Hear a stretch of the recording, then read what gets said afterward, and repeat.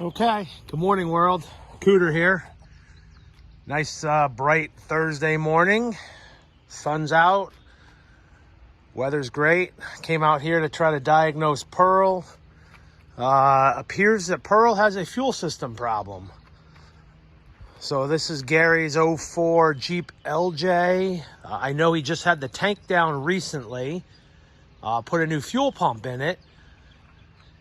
And I don't quite know the reason why for that. The old one must have died. I don't think it was just a maintenance issue. Anyway, he put a new fuel pump in it. Things started running really lousy. Had a hot restart issue. No codes.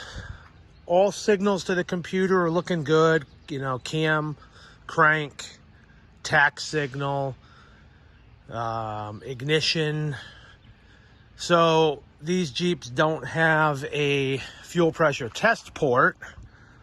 So I rigged up a couple different things. I have an inline adapter. So what you would do is unclip the little duckbill clip right here. This is the fuel line, comes up from the tank. And it normally goes on to that little fitting right there.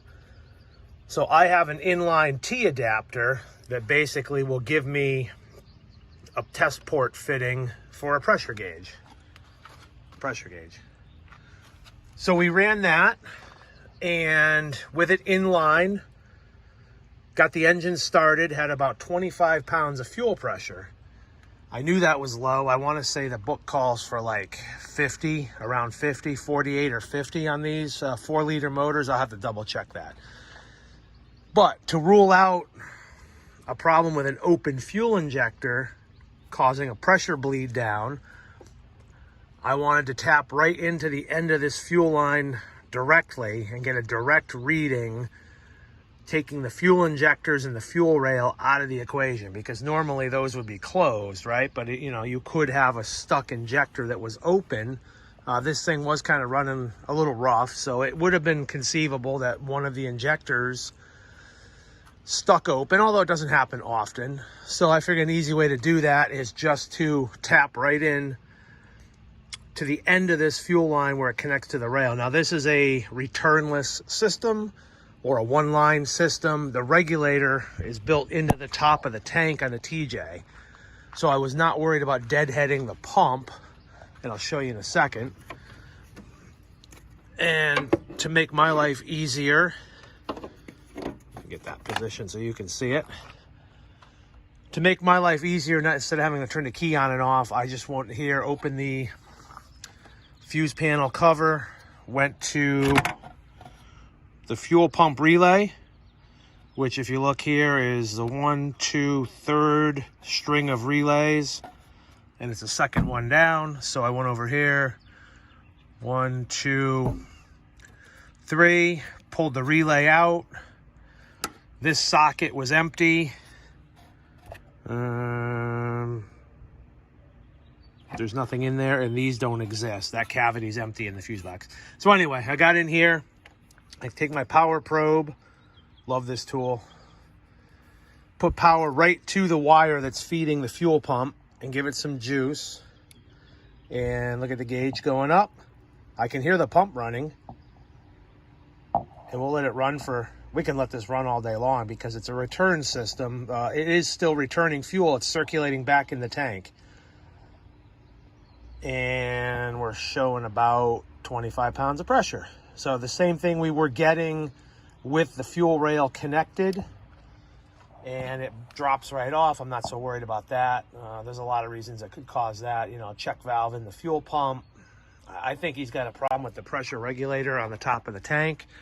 So it looks like this is going to go up on the lift and get the tank dropped down. And we'll follow up on that after. All right, good evening. Before we wrap it up for the day, Rick wanted me to kind of give you a little update before I tear this thing apart, put some new parts in, and I'll show you what we find. If you recall in the beginning, this was an '04 Jeep Wrangler LJ 4-liter straight 6 jobber. Came in running like crap. No check engine light. Discovered that the thing had low fuel pressure. put a fuel pressure gauge on it, inline, up at the fuel rail, about 25 pounds of pressure. It's calling for anywhere from 50 to 60. So drop the fuel tank out, knowing that basically everything is done back here. I was able to jump the fuel pump at the relay, run the pump. The friend of mine who owns this, Gary, had put a new fuel pump in this thing a couple months ago, and it ran great for a short period of time, and then started giving him all kinds of trouble. Biggest complaint was low power and a hot no start or no restart. So I want to show you my setup. Pan down to this there. Junior, hold on a second. Hi. Colin's helping out here doing a little video work because I need my hand. All right, so I wanted to show you my test setup here that I came up with.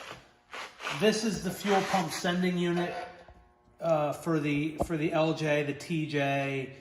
I imagine this fits like 97 to 06s. You've got one electrical plug right here. You've got your vapor canister vent here. Sending unit here. This is a fuel pressure regulator on top. I'm going to take that apart in just a minute and show you.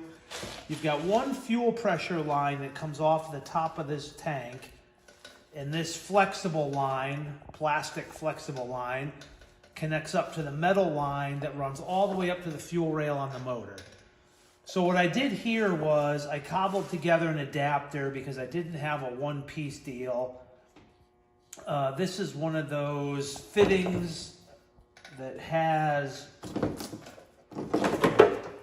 it's a 5/16 tube with this rib on it, and the rib is what locks it onto this with this duckbill clip here. So I'll push that in until it clicks, and I adapted that down to be able to put a fuel pressure gauge on here. So that's really it. Nothing fancy there. Lock ring screws onto the top, that's off. The fuel strainer goes on the bottom of the pump. That fell off in the tank. I had to fish it out. We don't need it for this purpose. Over here, what I did was I took my power probe. It's plugged into a 12-volt source. In this case, a cigarette lighter plug. If you don't have a power probe, you've never seen one, these things are great. Huge time saver. Changeable tip right here. You can add different tips to it. You can read voltage output of a battery or anything here. You can supply 12 volt positive or negative with this little rocker switch here, which is what we're gonna do. So this clip here on the power probe provides a ground. The tip provides either power or ground, depending on which way you push the rocker. And what we're gonna do is we're gonna put 12 volts to this fuel pump, and we're gonna watch the gauge and see what happens. And then I'll tell you how we got to where we're at. You got the gauge on here? Okay. So I'm going to supply 12 volts to the two wires on here. Now, if you notice on this plug, I might as well point this out now. 4 wires in here.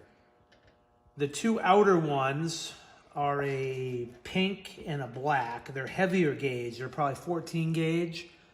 That's the power and ground of the fuel pump. The 2 inner ones are the ground and the signal wire for the gas gauge that go up to your computer to move the needle on your dash. Okay, so back here to power, what we're gonna do is power up the fuel pump, and immediately you see fuel pressure jump up to about 58 pounds. Absolutely perfect. You can actually hear the regulator in here taking excess pressure and just dumps it right back into the top of the tank. So this is what they call a returnless fuel system or a one-line system. The old days, we would mount a vacuum pressure regulator on the fuel rail, and a second line would come all the way back to the sending unit and dump fuel into the tank. Now what they've done is they've mounted the regulator up on top. Some are in the tank, some are built into the filter. Instead of circulating fuel all the way up to the front and back, they just do it all at the tank. And the computer compensates for increased fuel demand. Instead of increasing the pressure with a drop in vacuum, they just increase it with extra pulse width on the injectors. Anyway, it doesn't really matter. The important part to remember is the... Okay, so what we're going to do now is I'm going to pull this sending unit out of the tank. What I demonstrated to you is that previously when I first took this tank out and ran this same test, I only had 25 pounds of pressure. Of course, I didn't record that. But what we're going to do is take this apart and I'll show you what I found and where I think the problem came from. So what we're going to do first is, and you don't have to do this if you buy a new sending unit, this will already be installed, this won't be necessary. Okay, there's the sender.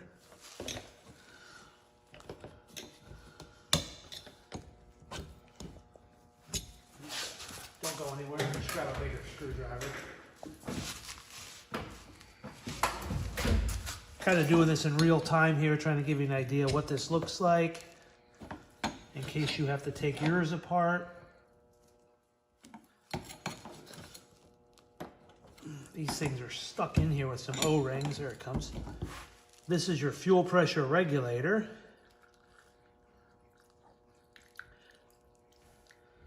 What you can see is fuel comes up through the middle, this little white plastic tube, hits the regulator.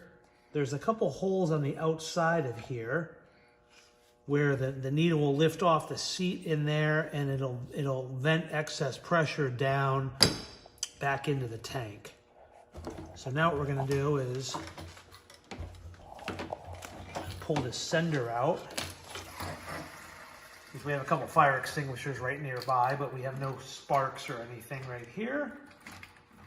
All right. So we'll bring this over to the workbench. Things are a little messy here. We're kind of cleaning up after a busy day. But I wanted to show you what this looked like, what I found inside. All right, there's 3 tabs here. And if you see that you can kind of squeeze them in, they're just plastic. There's a little dimple in this metal aluminum extruded can that slides up and down.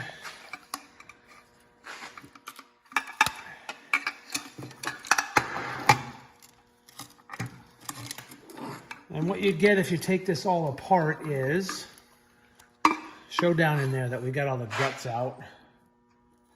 All right, so here's your fuel pump right here. Here's the pump. This thing here is a plastic connector. Let me just pull this apart. I think this is where the problem lies. Fuel up in the bottom right here. The sock sits on the bottom of here. Fuel pump pressurizes it and sends it out through this male nipple right here.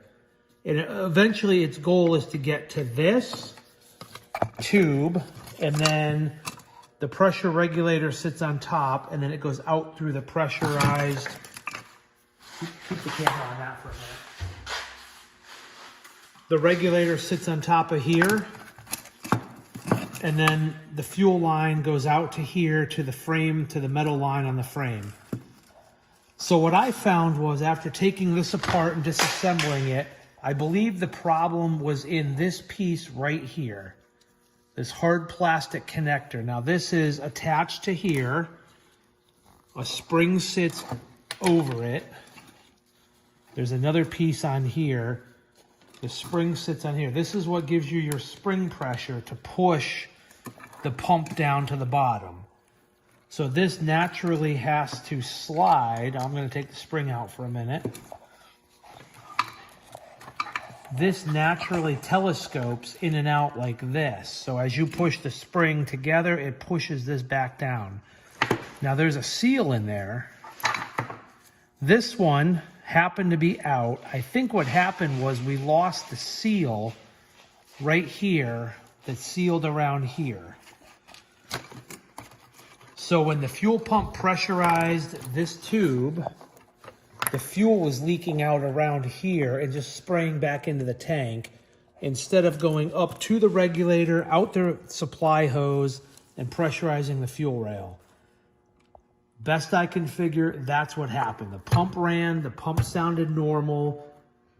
It sounded like it had a little bit of a load on it, but I still had 25 pounds of fuel pressure. After I put this thing all back together, believe it or not, I had normal fuel pressure. I had about 58 pounds of pressure.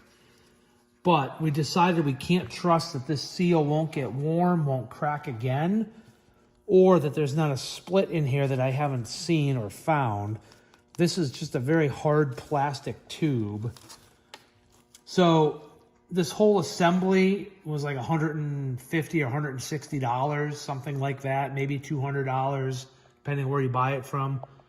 We opted just to return this one. We'll throw it back in the box and we'll put another brand new one in and see how it goes.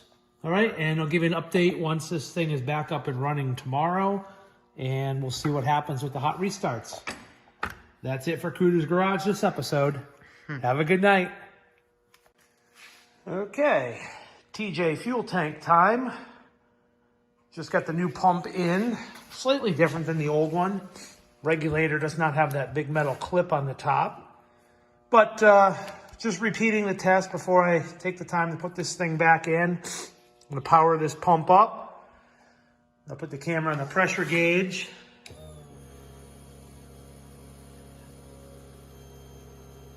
You can see it's building pressure. The pump is running. I don't know if this picks it up. Should pick up the audio. So we've got a touch over 50 PSI, which is what the spec calls for. And when I let go of the power, no voltage now, then it's actually maintaining pressure, which it will for a period of time. It will bleed down eventually. The old one would not do that. As soon as you let go of the power, the pressure dropped right away. So I'm gonna get this tank prepped and ready to go back in the Jeep. All right, follow up on the LJ fuel tank issue. Problem is resolved. Fuel pressure is normal. Holding pressure, not bleeding down. Just took the Jeep for a 10-minute road test. And turn this around. Hot restarts are not an issue. This one's got 142,000 on it. So he's going to see if he can return that old fuel pump and mark it as defective, and he should be good to go.